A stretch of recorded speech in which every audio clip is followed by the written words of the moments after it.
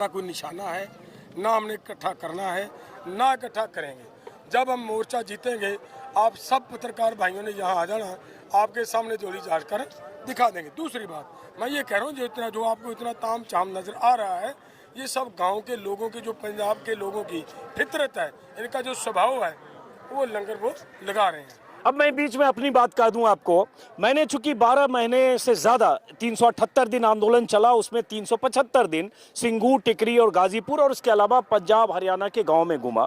और मैं इसमें मानता हूं और मैं कायल हूं जिस ढंग से सिखों ने, सरदारों ने, गुरुद्वारों में जिस ढंग से लंगर चले और कोई भी आदमी भूखा न जाए। ये गुरुओं की कृपा, ये लोग गुरु नानक का जिक्र करते हैं और ये गुरुओं की कृपा और इनकी जो विरासत है उसका तरीका है, जिस ढंग से सरदार, सिख या पंजाब के लोग जिस ढंग से लोगों की मदद करते हैं। मैंने तो सिंगू और टिकरी पर जारे के मौसम में देखा, कंबल लेकर कोई आ रहा है, कोई परिवार दिल्ली का रहने वाला, पूरी फैमिली आ रही है, वो अपने हिसाब से किसी को रुमाल बांट रही है, किसी को अंगोछा, किसी को कंबल, किसी को चादर।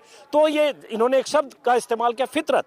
और मैं उस 12 महीने, 12.5 महीने में मैं तो कायल हो गया कि जिस ढंग से ये लोग समाज सेवा करते हैं। और उसी पर बदहजमी होती है कि ये कहां से आ रहे हैं, कौन पैसे दे रहा है, खालिस्तान से आ रहा है, पाकिस्तान से आ रहा है, किधर से आ रहा है। तो जिनको लगता है किधर से आ रहा है, वो पंजाब के गांव में जरा घूम कर देखे, उनको लगेगा किधर से आ रहा है। और उसके बाद कैसे लोग रास्ते में रुककर अपने खेत से जो फसल है उसका हिस्सा भी सड़क पर देने को आपको तैयार होते हैं। ये पश्चिमी यूपी में हमने देखा, लेकिन खासतौर से पंजाब में बहुत ज्यादा। और गुरुद्वारों का जिक्र किया, जहां मैं रहता हूं मेरे घर से आधा किलोमीटर दूर एक गुरुद्वारा है और मैंने देखा ऑक्सीजन सिलेंडर ही नहीं, वहां कोविड के समय 10-20 ऐसे बेड लगे थे जहां किसी को इमरजेंसी में आईसीयू की तरह ट्रीटमेंट किया जा सकता था। और ऐसे हजारों गुरुद्वारे हैं। इसलिए इल्जाम लगाने से पहले जरा गुरुओं का इतिहास और गुरुद्वारों का इतिहास, उसकी भूमिका और दुनिया भर में पढ़िए। और साथ में ये भी कि जब गुरु तेग बहादुर की पुण्यतिथि आती है, तब प्रधानमंत्री नरेंद्र मोदी चले जाते हैं शीश नवाने, गुरुद्वारा रकाबगंज,